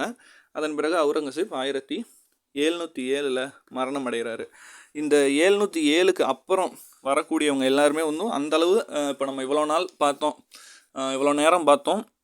பாபர், ஹுமாயூன், அக்பர், அப்புறம் வந்து என்ன ஷெர்ஷா சூர், ஹுமாயூன், ஜஹாங்கீர், ஷாஜஹான், அவுரங்கசீப் இவங்கள மாதிரி இல்லாமல் எல்லாருமே ரொம்ப சிம்பிள், டக்கு டக்குன்னு அடுத்தடுத்து வருவாங்க. ஸோ அவங்கவுங்கள இருக்க முக்கியமான பாயிண்ட்ஸை மட்டும் நம்ம பார்த்துருவோம். இவங்களெல்லாம் வந்து சொல்லப்போனால் பிற்கால முகலாயர்கள்னு சொல்லுவாங்க. 1707 1857 வரைக்கும். ஸோ ஜஸ்ட் ஒரு 8-9 பேர் தான் இருப்பாங்க. ஜஸ்ட் ஒரு பாயிண்ட் தாமே வரும் அவங்களுக்கு, நிறைய பேருக்கு அதுவுமே இருக்காது. அதில் ஃபஸ்ட்டு வந்து பார்த்திங்கன்னா பகதூர் ஷா 1 ஆரம்பித்து கடைசியாக பகதூர் ஷா 2ல் முடியும். ஸோ பகதூர் ஷா 1க்கு இவருக்கு வந்து ஷா ஆலம் அப்படிங்கிற பட்டம் இவருக்கு இருக்கும், சரிங்களா. அது மட்டும் இல்லாமல் நாடு முழுக்க மராத்தியர்கள் வந்து வரி வாங்கிக்கலாம், வரி வசூலிக்கிற உரிமையை மராத்தியர்கள்ட்ட கொடுத்தது இவர் தான். சர்தேஷ் முகி அப்படிங்கிற வரி முறையை வந்து மராத்தியர்கள்ட்ட ஒப்படைச்சது இந்த பகதூர் ஷா 1 தான், சரிங்களா. அடுத்து வந்து பார்த்திங்கன்னா ஜகந்தர் ஷா, இவர் அந்தளவு முக்கியமாக இல்லை. அடுத்து வந்து இவர் முக்கியம், 3ஆவதாக இருக்கக்கூடிய பருக்ஷாயர், அவர் வந்து ரொம்ப முக்கியம். இவர் தான், ஏன்னா இவர் என்ன பண்ணார்னா இவர் தான் 1717 ஈஸ்ட் இந்தியா கம்பெனி பிரிட்டிஷ்காரர்களுக்கு வந்து பார்த்திங்கன்னா இந்தியா முழுக்க வணிகம் செய்யக்கூடிய உரிமை சாசன பட்டயத்தை இவர் வழங்கிடுவார், சரிங்களா. ஸோ இது ரொம்ப முக்கியமான ஒன்று. யார் வழங்கினதுன்னா பருக்ஷாயர் தான் வந்து 1717 இந்த உரிமை சாசன பட்டயத்தை வந்து பிரிட்டிஷ்காரர்களுக்கு வழங்கியிருப்பார். அடுத்து முக்கியமானது முகமது ஷா, இவரும் ஒரு முக்கியமான ஆள். இதில் தான் என்ன ஆகுதுன்னா ஒரு ஆப்கான் படையெடுப்பு நடக்கும் 1739. என்ன நடக்கும்னா யாருன்னா வந்து பார்த்திங்கன்னா நாதிர் ஷா ஆப்கானை சேர்ந்தவர். அவர் வந்து படையெடுப்பார். கோஹினூர் வைரம், மயிலாசனம் எல்லாத்தையுமே எடுத்துகிட்டு போயிடுவார். டெல்லியை சூறையாடிட்டு இங்கே இருக்கக்கூடிய எல்லாத்தையுமே எடுத்துகிட்டு போயிடுவார். காலி கோகினூர் வைரமும் காலி, மயிலாசனம் நம்ம பார்த்தோம்ல, ஸோ அதையுமே தூக்கிட்டு போயிடுவார். யாருன்னா நாதிர் ஷா ஆப்கான் படையெடுப்பு 1739. அப்போ இருந்தவர் யாருன்னா முகமது ஷா. அதன் பிறகு அகமது ஷா அந்தளவு இம்பார்ட்டன் இல்லை. அப்புறம் ஆலம்கீர், இவர் ரொம்ப முக்கியமான ஒரு ஆள். ஏன் இந்த ஆலம்கீர் முக்கியமான ஆள்னா, 3ஆம் பானிபட் போர் இவர் இதில் தான் நடக்கும். முதல் 2 பானிபட் போர் பார்த்தோம். ஃபஸ்ட்டு வந்து பாபர் இதில் பார்த்துருப்போம், அப்புறம் செகண்ட் பார்த்துருப்போம். பேரன் செகண்டில் இருப்பார். தேர்டு வந்து இப்போ இவர் வராரு 1761. 3ஆம் பானிபட் போர் அகமது ஷா அவருக்கும் மராத்தியர்களுக்கும் நடக்கும் இங்கே, சரிங்களா. அகமது ஷா ஆப்சீர் அப்படின்னு சொல்லுவாங்க, ஆப்கான். அவர் வர்சஸ் மராத்தியர் நடக்கும். ஆனால் அதில் வந்து மராத்தியர்கள் தோல்வி அடைஞ்சிருவாங்க, சரிங்களா. அதன் பிறகு வந்து ஷா ஆலம் 2 வருவாங்க. பக்சர் போர் இது ரொம்ப முக்கியம். எந்த வருஷம் நடந்துச்சு, யார் கையில் நடந்துச்சுன்னு கேட்பாங்க. 1764 பக்சர் போர், சரிங்களா. ஆலம் ஷா 2. அப்புறம் 2ஆம் அக்பர் வருவாங்க. இவருக்கு சொல்லிக்கிற அளவுக்கு இம்பார்ட்டன் இல்லை. பென்ஷன் ஈஸ்ட் இந்தியா கம்பெனி கொடுத்துருக்கிறது அதிகப்படுத்தி இவர் தான் வந்து ராஜா மோகன் ராயை அங்கே இங்கிலாண்டுக்கு அனுப்பி வைப்பார், லண்டனுக்கு அனுப்பி வைப்பார். ஸோ அந்தளவு முக்கியம் இல்லை. அடுத்து பகதூர் ஷா 2, இவரோட தான் வந்து முடிவடையுது. பகதூர் ஷா 2 இது வந்து இவர் இதெல்லாம் முக்கியமானதுன்னா இந்த கிரேட் ரிவால்ட் நமக்கு தெரியும், 1857 கிளர்ச்சி. அதன் பிறகு 1862 ரங்கூனுக்கு நாடு கடத்தப்பட்டு மரணம். ஸோ அதோட வந்து முகலாய பேரரசே வந்து முடிவுக்கு வருது, சரிங்களா. ஸோ அவ்வளோதான். ஸோ இதுக்கப்புறம் வந்து கட்டிடக்கலை நம்ம ஏற்கனவே பார்த்துட்டோம், ஜஸ்ட் இங்கே கொடுத்துருக்கேன். ஸோ வேணுன்னா பாருங்கள். பாபரில் வந்து நமக்கே தெரியும், பானிபட் சாம்பல் மசூதிகளை வந்து பாபர் கட்டியிருப்பார். ஹுமாயூனை பொறுத்த வரைக்கும் அந்த தீன்மனா நகர் நம்ம பார்த்தோம். தீன்மனா நகரை கட்டுறதுலேயே அவரோட ஃபோக்கஸ் இருந்த வசிக்கு தான் நிறைய இடத்த வந்து இந்த அடுத்தடுத்து இந்த ஷெர்ஷா சூர் அவர் வந்து அடிக்கிற மாதிரி இருக்கும். அதேமாதிரி ஹுமாயூன் கல்லறை ரொம்ப முக்கியம், பேகம் மனைவிக்காக இது பண்ணியிருப்பாங்க. அப்புறம் வந்து ஷெர்ஷா சூர் வந்து பார்த்திங்கன்னா புராணிகாலா, அப்புறம் வந்து சாசம் கல்லறை மாடம், இது பீகாரில் இருக்குது நம்ம பார்த்தோம். புராணிகிலா கோட்டையும் இந்த கல்லறை அவர் பிறந்ததே அங்கே தான். ஸோ அதுவும் முக்கியம். அடுத்து வந்து அக்பரை பொறுத்த வரைக்கும் தான் பதேப்பூர், அதில் வந்து பார்த்திங்கன்னா பஞ்ச் மஹால் அது ஒன்று, அப்புறம் வந்து ஜோதாபாய் அரண்மனை, அப்புறம் திவானி காஸ் எல்லாமே அக்பர் தான். அக்பர் இதுலேயும் ஜஹாங்கீரையும் கன்ஃபியூஸ் பண்ணிக்க வேணாம், நிறைய இது ஒரே மாதிரி இருக்கும், சரிங்களா. ஸோ எல்லாமே பார்த்துங்க. ஜஹாங்கீர் அதே மாதிரி அக்பர் கல்லறை, லாகூர் மோதி மசூதி, அப்புறம் வந்து பார்த்திங்கன்னா நூர் கல்லறை எல்லாமே வந்து ஜஹாங்கீருக்கு இருக்கும். ஷாஜகானை பொறுத்த வரைக்கும் ஈஸி தான், தாஜ்மஹால், அப்புறம் ஷாஜகானாபாத்து, அப்புறம் ஷாஜி மாக்பாத், அப்புறம் வந்து செங்கோட்டை, ஜும்மா மசூதி எல்லாமே இருக்கும். அவுரங்கசீப்க்கு நம்ம வந்து பார்த்தோம் பீகா மக்பாரா கல்லறை எல்லாமே இதெல்லாமே இருக்குது. ஸோ எல்லாம் பார்த்துங்க. ஸோ நம்ம ஃபஸ்ட்டு நம்ம டீட்டெயிலாக பார்க்கும்போதே சொல்லியிருப்போம், ஜஸ்ட் இது ஓவர்வியூவாக எழுதியிருந்தோம். ஸோ இதோட வந்து பார்த்திங்கன்னா முகலாய பேரரசுகள் வந்து முடிவடையுது. நம்ம இன்னும் தென்னிந்திய பேரரசு பார்க்கணும். அதில் வந்து சேர, சோழ, பாண்டிய, பல்லவ, காக்கத்தியாஸ் எல்லாமே வருவாங்க. அப்புறம் வந்து மராத்தியர்கள் பார்க்கணும், சிந்து சமவெளி பார்க்கணும். ஸோ இந்த வீடியோ உங்களுக்கு ரொம்ப பிடிச்சிருக்குன்னு நான் நம்புகிறேன். ஸோ இதோட முடியுது. இந்த வீடியோ நம்ம மேக் பண்ண நமக்கு ரொம்ப சப்போர்ட்டாக இருந்தது, ஒரு இன்ஸ்பிரேஷனாக இருந்தது. நான் ஏற்கனவே சொல்லியிருக்கேன் எந்த வீடியோவில், டெல்லி சுல்தான்லேயே நான் வந்து சொல்லியிருப்பேன். ஸ்பெஷல் தேங்க்ஸ் யாருக்குன்னா கனிமுருகன் சாருக்கு தான், சரிங்களா. ஸோ அவரை நான் நேரில் கூட பார்த்ததில்ல, ஆனால் அவர் எனக்கு ஒரு இன்ஸ்பிரேஷன், ஒரு குரு மாதிரி. ஹிஸ்ட்ரி மேலே எனக்கு ரொம்ப பற்று வர காரணமே அவர் தான். ஸோ அவருக்காக மீண்டும் ஒரு நன்றி சொல்லிக்கிறேன். ஸோ இந்த வீடியோ உங்களுக்கு பிடிச்சிருக்குன்னு நம்புகிறேன். வீடியோவை ஃபுல்லாக பார்த்த நல்ல உள்ளங்களுக்கு நன்றி. உங்கள் ஃப்ரெண்ட்ஸுக்கும் சொல்லுங்கள். நிறைய பேருக்கு நம்ம சேனல்லேருந்து இப்போ ரீசெண்டாக நோட்டிஃபிகேஷனே போக மாட்டேங்குதுங்கிற நியூஸ் கேள்விப்பட்டேன். வீடியோஸ் தொடர்ச்சியாக போடுறோம், ஆனால் அவங்களுக்கு வீடியோவே காட்ட மாட்டேங்குது. ஸோ அது எப்படி சால்வ் பண்ணுறதுன்னு எனக்கு தெரியல. கொஞ்சம் பாருங்கள், நோட்டிஃபிகேஷன்லாம் ஆன் பண்ணிக்கோங்க. அப்பப்போ சேனலுக்கு விசிட் பண்ணுங்கள். உங்களுக்கு வேறு ஏதாவது வீடியோஸ் வேணால் கமெண்ட் பண்ணுங்கள். தொடர்ந்து பாருங்கள், சப்போர்ட் பண்ணுங்கள். நன்றி, வணக்கம்.